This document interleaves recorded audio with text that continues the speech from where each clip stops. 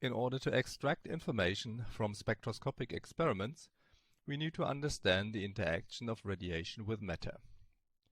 And here, the general principle is the following. The radiation interacts with atoms or molecules. It perturbs them, and this makes them change to a state with different energy. Because of this, we need to review some properties of electromagnetic radiation. We will talk about energy levels of molecules, and we will discuss the interaction between molecules and radiation and how this leads to transitions between energy levels. Close to the end of this lecture, I will give an overview over spectroscopic methods and what kind of information can be obtained from them. As I've just said, atoms or molecules and their energy levels are one main ingredient of spectroscopy. The other main ingredient is the electromagnetic radiation that induces transitions between different energy levels. Let us therefore briefly recall some elementary properties of electromagnetic radiation. Electromagnetic radiation can act as a wave or as a particle. Some experiments are best explained by the wave concept, but others by the particle concept. So, electromagnetic radiation has wave properties and particle properties, and we will use both views to explain the interaction of matter with radiation. The particle view is very simple. It says that radiation consists of a stream of particles called photons. Each photon has a defined energy, which is given by Planck's constant h and the frequency of radiation nu. And this is according to Einstein. The intensity or brightness of radiation is simply the number of photons.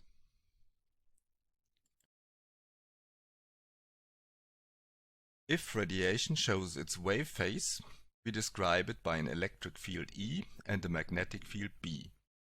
For the phenomena we will discuss, it is often sufficient to consider only one of these two components.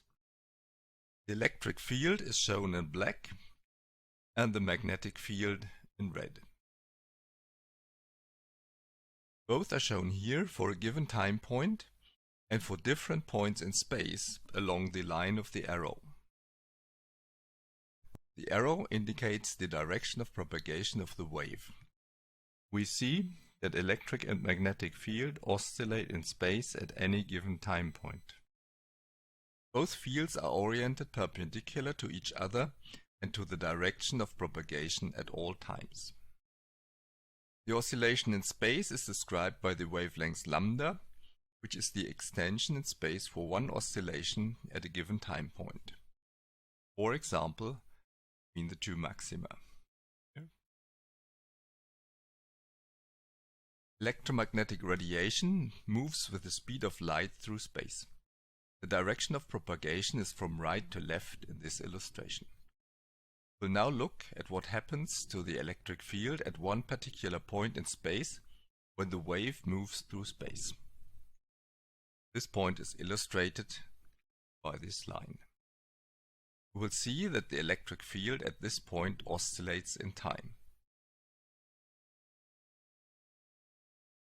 The time for one complete oscillation is t, and the inverse of this time is the frequency nu of radiation. At the particular moment shown, the electric field is zero.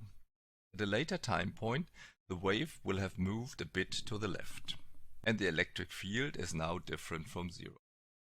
When moving further, the electric field vector elongates, shortens, and becomes zero again. I've just moved the negative lobe of the wave through our point of interest, which means that I moved the wave by half of a wavelength. This caused the electric field at this point to change. Starting from zero, it became first more negative, then less negative, and was finally zero again. This means that the electric field vector underwent half of a complete oscillation, which took half of the time for one complete oscillation. Thus, the spatial variation of the wave is associated with the temporal variation. Moving the wave by half of a wavelength takes half of the oscillation time. Therefore, the velocity of propagation c is wavelength divided by the time for one complete oscillation, or wavelength times the frequency. In summary, at a given time point in space, the electric and magnetic fields oscillate in time, and at any given time point, both fields oscillate in space. Both the electric and the magnetic field oscillate with the same frequency and wavelength. Frequency and wavelength are often used to characterize electromagnetic radiation. Another quantity to characterize radiation is wave number, which is defined as the inverse of the wavelength, shown here. The symbol for wave number is the Greek letter nu with the tilde on top, and it is measured in reciprocal centimeters. Wave number is mainly used in vibrational spectroscopy. Its advantage is that it conveys the information about the wavelength and is also proportional to the energy or frequency. Light can be polarized, which means that the electric field vector oscillates only in one particular direction. In this illustration, the electric field vector oscillates up and down, and we say that the electric field vector is polarized along the vertical axis. When we have polarized light, also the magnetic field vector is polarized, as it is perpendicular to the electric field vector.